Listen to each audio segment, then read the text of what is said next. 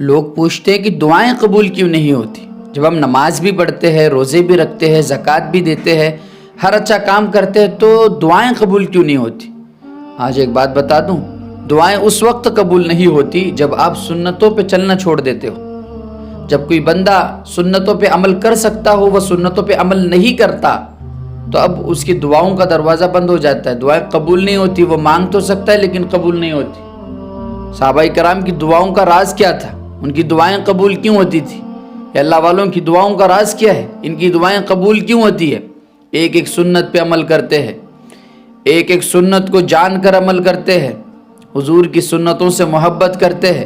ہم لوگ سنتوں سے کوسوں دور ہے، حضور کی محبت سے کوسوں دور ہے، چاہتے ہیں کہ جو مانگے اللہ سے وہ سارا مل جائے۔ یہ ایسا ممکن نہیں ہے، ہمیں پہلے اللہ کو منوانا پڑے گا، حضور کی سنتوں پہ چلنا پڑے گا، اس کے بعد ہماری دعاؤں میں ایک نورانیت آئے گی اور ہماری زندگی تبدیل ہو جائے گی، آہستہ آہستہ ساری دعائیں قبول ہونے لگے گی۔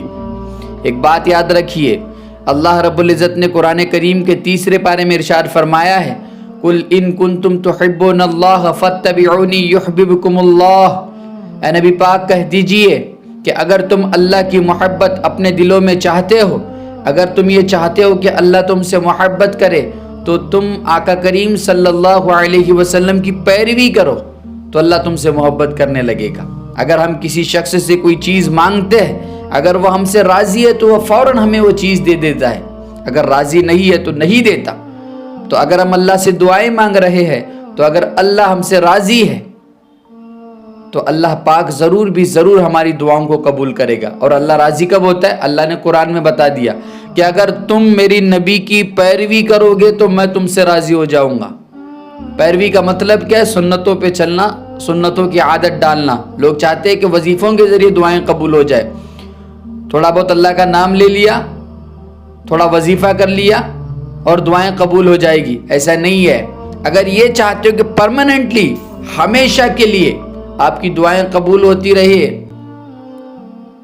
تو یاد رکھو سنتوں پہ چلنا سیکھو۔ جو شخص بھی سنتوں پہ چلتا ہے اس کی دعائیں قبول ہوتی ہے، اس کی زندگی نورانیت سے بھر جاتی ہے۔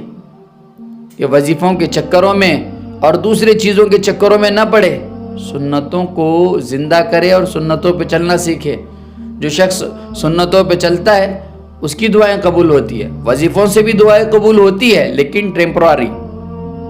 لیکن اگر آپ سنتوں پہ چلتے ہو، حضور کی سنتوں کو زندہ کرتے ہو، تو یاد رکھو آپ کی دعائیں قبول ہوگی اور آپ کی زندگی تبدیل ہوگی۔ جمعہ کے دن ایک ایسی گھڑی ضرور آتی ہے جس دن مومن مرد کی، مومن عورت کی دعائیں قبول ہوتی ہے، اور اس دن میں یعنی آج کا دن جو جمعہ ہے، کثرت سے آقا کریم صلی اللہ علیہ وسلم پر درود شریف پڑھے اور آقا کی محبت کو اپنے دل میں لائے، اور آقا کریم صلی اللہ علیہ وسلم پر جتنا ممکن ہو سکے درود شریف جمعہ کے دن پڑھنے کی کوشش کرے۔ اللہ پاک آپ تمام کی دعاؤں کو قبول کرے گا، اور اللہ پاک سے دعا ہے کہ اللہ پاک ہمیں سنتوں پر چلنے کی توفیق دے۔